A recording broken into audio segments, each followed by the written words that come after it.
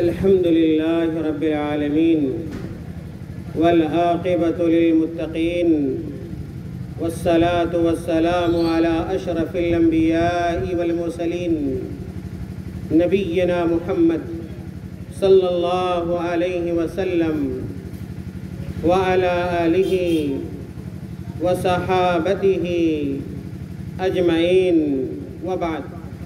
قال الله تعالى في القرآن الكريم: أعوذ بالله من الشيطان الرجيم. والله جعل لكم من أنفسكم أزواجا وجعل لكم من أزواجكم بنينا وحفدة. وقال النبي صلى الله عليه وسلم: النكاح من سنتي فمن لم يعمل بسنتی فلیس منی. محترم حاضرین مجلس اور اسٹیج پر بیٹھے قابل احترام ہمارے علماء کرام،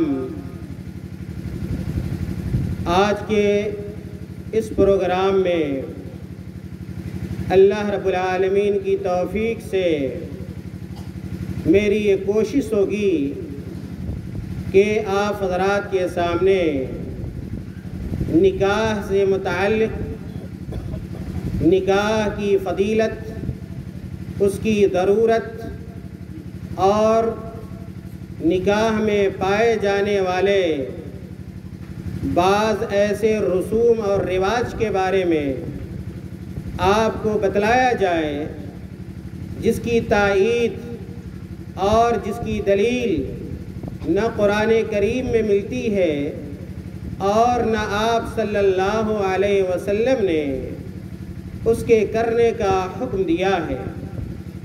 قبل اس کے کہ میں اپنے موضوع پر آؤں، آپ کو یہ بتلانا چاہتا ہوں کہ اللہ رب العالمین جس نے ہمیں اور آپ کو پیدا کیا ہے، ہماری اور آپ کی فطرت کو بنایا ہے، ہماری اور آپ کی فطرت کے اندر جو چیزیں اللہ تعالیٰ نے رکھی ہیں ان میں سے ایک خواہش نفس کی یا ایک جنسی خواہش کی تکمیل بھی۔ ہر انسان یہ چاہتا ہے کہ وہ اپنی جنسی خواہش کی تکمیل کرے۔ اگر وہ جائز طریقہ اختیار نہیں کرے گا تو فطرت اسے اس بات پر آمادہ کرے گا کہ وہ اپنی جنسی خواہش کی تکمیل کے لیے غلط طریقہ، غیر شرعی طریقہ اختیار کرے۔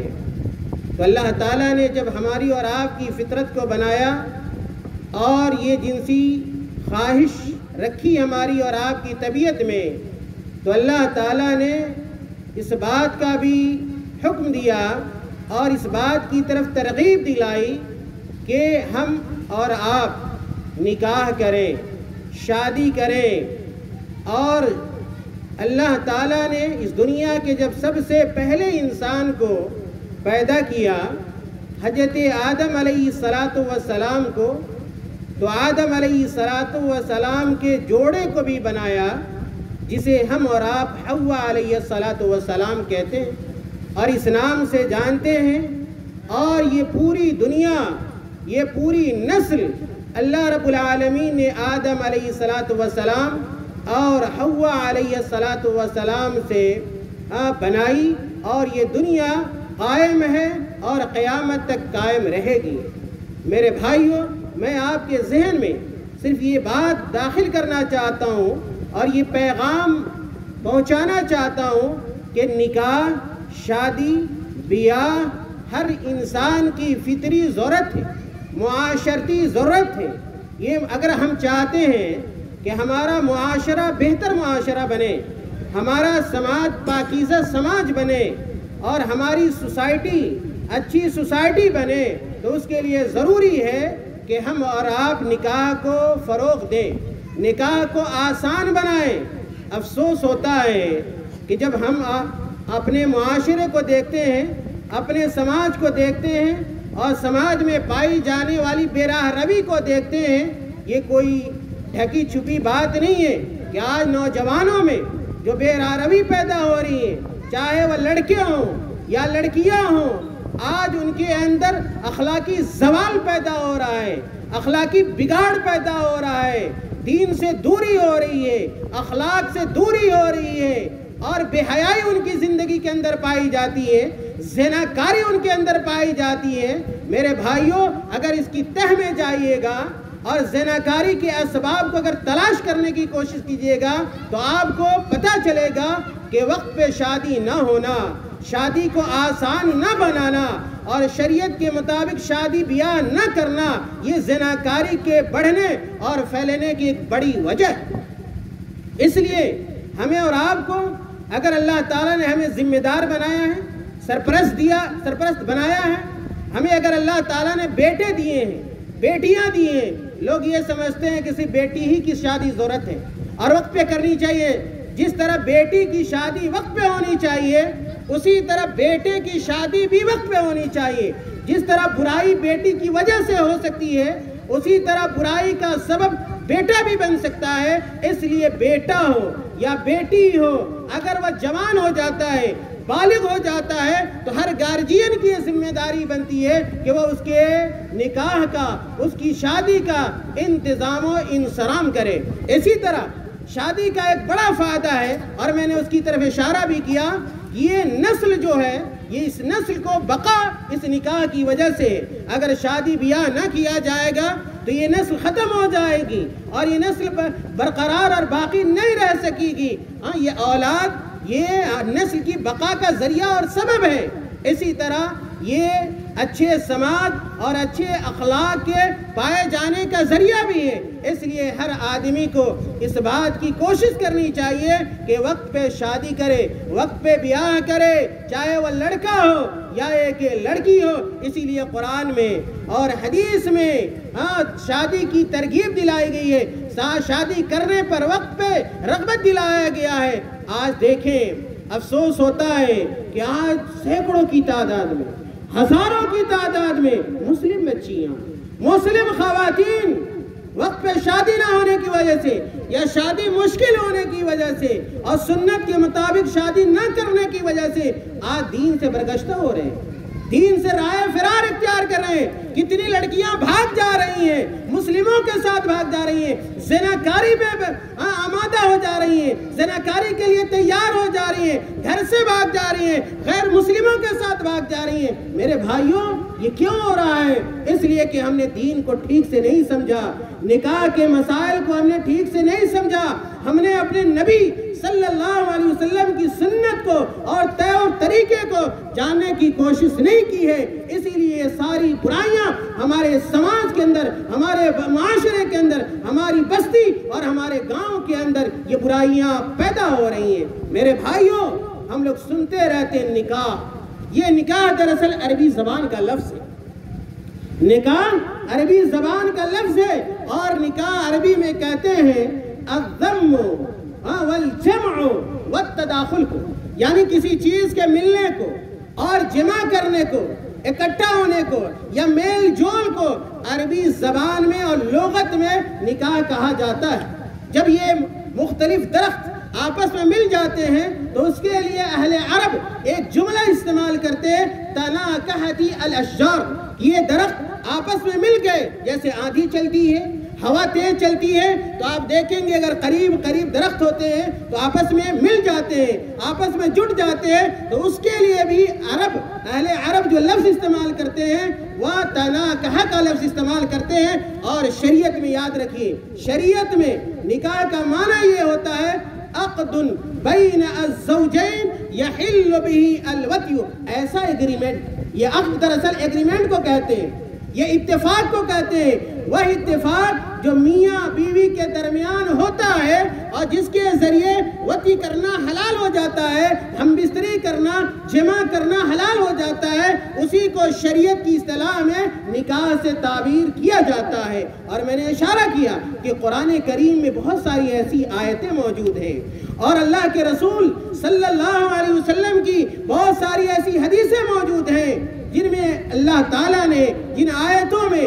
اللہ تعالیٰ نے ہمیں اور آپ کو نکاح کرنے اور کرانے پہ ابھارا ہے، اور اسی طرح اللہ کے نبی صلی اللہ علیہ وسلم نے بھی ترغیب دلائی ہے۔ میں چند آیتیں اور چند حدیثیں آپ کے سامنے رکھوں گا جس سے نکاح کے بارے میں کچھ مفید معلومات آپ حضرات کو پہنچے گی۔ میرے بھائیوں، اللہ تعالیٰ نے قرآن کریم کے اندر ارشاد فرمایا واللہ جعل لکم من انفسکم ازواجا، اللہ تعالیٰ کا بڑا احسان ہے ہمارے اوپر، بڑا انعام ہے یہ نکاح کرنا، یہ شادی کرنا۔ اگر کوئی آدمی وقت پہ شادی نہیں کرتا ہے وہ آدمی ذہنی طور پہ بیمار ہو جاتا ہے، وہ آدمی ذہنی طور پہ کبھی پاگل بھی ہو سکتا ہے، یہ کفر کا وہ آدمی شکار ہو جاتا ہے، خلجان کا شکار ہو جاتا ہے، سکون اور اطمینان نصیب نہیں ہوتا۔ آپ دیکھیں گے نوجوانوں کو جن کی شادی کی عمر ہو چکی ہے اور ان کے گارجین اگر شادی نہیں کرتے، موبائل لے کے پتہ نہیں کہاں کہاں پھٹکتے رہتے ہیں،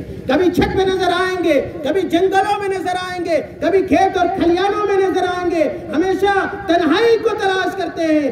کیوں؟ تاکہ جو پریشانی ان کے اندر ہے، ان کے نفس کے اندر جو پریشانی ہے، اس پریشانی کا ازالہ کسی دوسرے طریقے سے کر سکے۔ اسی لیے میں نے کہا تھا کہ نکاح ہر انسان کی فطرتی ضرورت ہے اور فطری تقاضا ہے۔ دیکھیں کہ اللہ تعالیٰ نے نکاح کو اپنا انعام قرار دیا ہے۔ اللہ تعالیٰ نے کہا واللہ جعل لکم من انفسکم ازواجا، کہ اللہ تعالیٰ نے تمہارے جوڑے کو تمہارے نفس سے پیدا کیا ہے، تم ہی سے تمہارے جوڑے کو پیدا کیا۔ اور میں نے کہا کہ حضرت آدم علیہ السلام اور حضرت حوا علیہ السلام کو اللہ تعالیٰ نے حضرت آدم علیہ السلام کی پسلی سے پیدا کیا، اور پھر اس طرح دنیا شروع ہوئی اور یہ نسل شروع ہوئی جو قیامت تک رہے گی۔ اسی بات کی طرف اس آیت کریمہ میں اشارہ ہے واللہ جعل لکم من انفسکم ازواجا وجعل لکم من ازواجکم بنین وحفدہ، اور اللہ تعالیٰ میاں بیوی سے بچے عطا کرتا ہے۔ بچوں کی پیدائش کا ذریعہ کون ہے؟ یہ والدین ہیں، یہ بیوی ہے، یہ شوہر ہے، جس سے بچے پیدا ہوتے ہیں، بیٹے پیدا ہوتے ہیں، بیٹیاں پیدا ہوتی ہیں، پوتے اور پوتیاں پیدا ہوتی ہیں۔ تو یہ اللہ تعالیٰ کا بڑا احسان ہے، بڑا انعام ہے کہ اللہ تعالیٰ نے نکاح کو جائز قرار دیا، نکاح کو شادی کو مشروع قرار دیا۔ آپ دیکھیں اللہ تعالیٰ نے قرآن کریم میں نکاح سے متعلق دوسری جگہ پہ ارشاد فرمایا فَانْكِحُوا مَا طَابَ لَكُم مِّنَ النِّسَاءِ، فَانْكِحُوا مَا طَابَ لَكُم مِّنَ النِّسَاءِ، اللہ تعالیٰ نے ہمیں اور آپ کو حکم دیا ہے کہ فَانْكِحُوا، کہ اے والوں کو جو نکاح نہیں کیا ہو نکاح کرو، نکاح کرو۔ فَانْكِحُوا مَا طَابَ لَكُم مِّنَ النِّسَاءِ، جو خواتین، جو لڑکیاں تمہیں پسند آتی ہیں، بھا جاتی ہیں، اچھی لگتی ہیں، شریعت کے دائرے میں رہتے ہوئے آپ ان سے نکاح کر سکتے ہو۔ اسی طرح اللہ تعالیٰ نے قرآن کریم کے اندر سرپرستوں کو، گارجین حضرات کو، آج گارجین حضرات کہتے ہیں ابھی میرا بیٹا تو 18 سال کا ہے، میرا بیٹا بھی 20 سال کا ہے، 22 اور 25 سال کا ہے، ابھی شادی کی عمر کہاں ہوئی ہے اس کی، اور مزید کمال ہے، مزید دلی اور ممبئی چلا جائے، اس کے بعد پیسہ بھیجے گا، اپنے پاؤں پہ کھڑا ہو جائے گا تو ہم اس کا نکاح کریں گے، اس کی شادی کریں گے۔ اور ہوتا یہ ہے کہ وہ بیٹا جو دلی جاتا ہے، پیسے کماتا ہے، وہی برائی کا ارتکاب کرتا ہے، زناکاری کا ارتکاب کرتا ہے، اپنی عفت و عصمت کو داؤ پہ لگا دیتا ہے۔ میرے بھائیوں یاد رکھیں، اگر آپ گارجین ہیں، اگر آپ سرپرست ہیں، اگر آپ والدین ہیں، بیٹے اور بیٹیاں اگر شادی کی عمر کی ہو جاتی ہیں اور اب شادی نہیں کرتے ہیں اور وہ گناہ کرتے ہیں تو اس گناہ میں آپ بھی شامل ہوتے ہیں۔ جس طرح گناہ گار وہ قرار پائیں گے اسی طرح آپ بھی ہوں گے، اس لیے کہ آپ نے اپنے بیٹوں اور اپنی بیٹیوں کی شادی وقت پہ نہیں کی ہے، اور اللہ تعالیٰ نے سرپرستوں کو شادی کرانے کا حکم دیا۔ اللہ تعالیٰ نے کہا قرآن کریم کے اندر وَانْكِحُوا الْأَيَامَ مِنْكُمْ وَالصَّالِحِينَ مِنْ عِبَادِكُمْ وَإِمَائِكُمْ إِنْ يَكُونُوا فُقَرَاءَ يُغْنِيهِمُ اللَّهُ مِنْ فَضْلِهِ وَاللَّهُ وَاسِعٌ عَلِيمٌ۔ اللہ تعالیٰ نے گارجین حضرات کو کہا کہ اے گارجین سنو، وہ لڑکے وہ لڑکیاں جو غیر شادی شدہ ہیں، وہ لڑکے اور وہ لڑکیاں جو غیر شادی شدہ ہیں، اسی طرح غلاموں میں سے جو نیک ہو اور عبادیوں میں سے جو نیک ہو ان کی شادی کراؤ۔ شادی کرانے کا حکم دیا ہے، اور اللہ تعالیٰ نے کہا اِن یکونوا فقراء یغنیہم اللہ۔ بہت سارے نوجوان ملیں گے جو کہیں گے کہ شادی کر لیں تو کھلائیں گے کہاں سے؟ شادی کر لیں تو کھلائیں گے کہاں سے؟ یاد رکھیے اللہ تعالیٰ نے کہا کہ اِن یکونوا فقراء، اگر آپ اپنی عزت بچانے کے لیے، اپنی عفت اور اسی طرح اپنی عزت کی حفاظت کے لیے اگر آپ شادی کرتے ہیں اور آپ مخلص ہیں، اللہ کے لیے کر رہے ہیں، تو یاد رکھیے اگر آپ غریب ہیں، اگر آپ فقیر ہیں، تو اللہ تعالیٰ نے اس بات کا وعدہ کیا ہے کہ اگر آپ کا ارادہ اچھا ہے اور برائی سے بچنے کے لیے اگر نکاح کرتے ہیں تو اللہ تعالیٰ آپ کو مالدار بھی کر دے گا، مالدار بھی بنا دے گا۔ کتنے صحابہ کرام کے واقعات ہیں جو صحابہ کرام نہایت غریب تھے، فقیر تھے، لیکن جب انہوں نے شادیاں کی اور اپنی عزتوں یا عصمت کی حفاظت کا ارادہ کیا تو شادیوں کے بعد وہ مالدار ہو گئے۔ عبد الرحمن بن عوف کو دیکھ لیجئے، نہایت غریب صحابی تھے لیکن شادی کرنے کے بعد نہایت مالدار ہو گئے۔ تو اللہ تعالیٰ نے کہا اِن یکونوا فقراء یغنیہم اللہ من فضلہ واللہ واسع علیم۔ اور یاد رکھیے اللہ کے پاس کسی چیز کی کمی نہیں ہے۔ اگر آپ کا ارادہ اچھا ہوگا، نیت اچھی ہوگی، اللہ کی مدد بھی آپ کے ساتھ آئے گی، اللہ کا تعاون بھی ہوگا۔ میرے بھائیوں، آخری آیت اللہ تعالیٰ نے کہا قرآن کریم کے اندر وَمِنْ آيَاتِهِ أَنْ خَلَقَ لَكُمْ مِنْ أَنفُسِكُمْ أَزْوَاجًا لِتَسْكُنُوا إِلَيْهَا وَجَعَلَ بَيْنَكُمْ مَوَدَّةً وَرَحْمَةً إِنَّ فِي ذَلِكَ لَآيَاتٍ لِقَوْمٍ يَتَفَكَّرُونَ۔ میرے بھائیوں، اس آیت کا مفہوم یہ ہے کہ اللہ تعالیٰ فرماتے ہیں کہ اگر آپ سکون چاہتے ہو، اگر آپ نوجوانوں اگر آپ سکون چاہتے ہو، راحت چاہتے ہو، اطمینان چاہتے ہو، بیماریوں سے بچنا چاہتے ہو، بے راہ روی سے بہت ساری بیماریاں پیدا ہوتی ہیں۔ بہت سارے لوگ آپ چلے جائیں اس لیے بیمار ہیں، انہوں نے بے راہ روی کی ہے، غلط طریقے اختیار کیے، اس لیے مہلک اور خطرناک قسم کے مرض میں وہ مبتلا ہو جاتے ہیں اور اس وقت افسوس ہوتا ہے۔ میرے بھائیوں، اللہ تعالیٰ نے کہا اگر آپ چاہتے ہو سکون ملے، اطمینان ملے، راحت ملے اور ذہنی پریشانی میں آپ نہ جاؤ تو اس کا بہتر علاج یہ کہ آپ شادی کرو، آپ نکاح کرو۔ اگر آپ نکاح کرو گے، اللہ تعالیٰ نے کہا لِتَسْكُنُوا إِلَيْهَا، اور بیوی کے قریب جاؤ گے ایسا سکون ملے گا جو آپ کے موبائل میں نہیں ہے، جو آپ کے یوٹیوب میں نہیں ہے، جو آپ کے فیس بک پہ نہیں ہے، جو آپ کے ٹویٹر میں نہیں ہے۔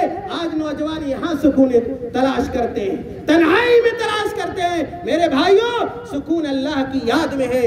الا بذکر اللہ تطمئن القلوب۔ اللہ تعالیٰ نے کہا اگر سکون چاہتے ہو اللہ کو یاد کر لو، قرآن پڑھو، ذکر و اذکار کرو، اوراد و وظائف بیان کرو، مسجد جاؤ، وہاں آپ کو سکون ملے گا۔ اللہ کی یاد سے دور رہ کے آپ چاہیں آپ کو سکون مل جائے گا، اطمینان مل جائے گا، ایسا میرے بھائیوں نہیں ہوتا ہے۔ تو شادی کرنا یہ باعث سکون ہے، باعث رحمت ہے اور باعث اطمینان ہے، اور ایسا سکون جو آپ کو کہیں نہیں مل سکتا۔ میرے بھائیوں، چند حدیثیں آپ سنیں۔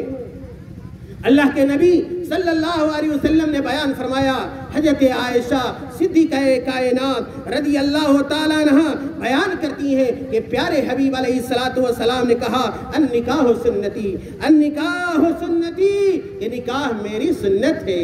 اور ہر آدمی کو کیا چاہیے؟ تو سنت کو تلاش کرے، اللہ کے نبی کے طور طریقے کو تلاش کرے۔ اللہ کے نبی نے کہا سنت کا معنی طریقہ کیا ہوتا ہے۔ اللہ کے نبی صلی اللہ علیہ وسلم نے جس کام کو کیا آپ بھی کریں، اسی کا نام سنت ہے۔ اللہ کے نبی نے کہا النکاح سنتی، نکاح میری سنت ہے، نکاح میری سنت ہے، میرا طریقہ ہے۔ فمن لم يعمل بسنتی فلیس منی، اور وہ آدمی جو میری سنت پر عمل نہیں کرتا ہے، میری سنت کو اختیار نہیں کرتا ہے، وہ مجھ میں سے نہیں ہے، یعنی میری امت کا وہ آدمی نہیں ہو ہو سکتا۔ اس حدیث سے نکاح کی اہمیت اور اس کی فضیلت واضح ہوتی ہے، اور علامہ البانی رحمۃ اللہ علیہ نے اس حدیث کو صحیح قرار دیا ہے۔ اسی طرح انس رضی اللہ تعالیٰ عنہ بیان فرماتے ہیں، بہت سارے لوگ کہتے ہیں شادی کرنے سے کیا ملے گا، چلو شادی چھوڑ دیتے ہیں۔ بہت سارے ایسے لوگ بھی مل جائیں گے آپ کو جو کہتے ہیں میں بہت عبادت گزار ہوں، ابھی مجھے فرصت نہیں مل رہی ہے، میں فلاں جگہ دعوت کا کام کرنے جا رہا ہوں، فلاں جگہ تبلیغ کا کام کرنے جا رہا ہوں، اور شادی بیاہ کو معمولی خیال کرتے ہیں۔ میرے بھائیوں، اللہ کے نبی سے کوئی بڑا عبادت گزار نہیں ہو سکتا، تقوی شعار نہیں ہو سکتا۔ اگر نکاح نہ کرنا بہتر ہوتا، اس میں خیر ہوتا، اچھا طریقہ ہوتا، تو اللہ کے نبی صلی اللہ علیہ وسلم شادی نہیں کرتے۔ لیکن اللہ کے نبی صلی اللہ علیہ وسلم نے ایک نہیں، ایک سے زائد شادیاں کی۔ اس سے پتہ چلتا ہے کہ شادی نہ کرنا یہ بہتر نہیں ہے، بلکہ شادی کرنا یہ بہتر ہے، اور اللہ کے نبی صلی اللہ علیہ وسلم کا طریقہ ہے، آپ صلی اللہ علیہ وسلم کی سنت ہے۔ بڑی لمبی حدیث ہے، انس رضی اللہ تعالیٰ عنہ کہتے ہیں 3 آدمی اللہ کے نبی صلی اللہ علیہ وسلم کے پاس آتے ہیں، اللہ کے نبی صلی اللہ علیہ وسلم کی بیویوں کے پاس آتے ہیں، اور تینوں اللہ کے نبی صلی اللہ علیہ وسلم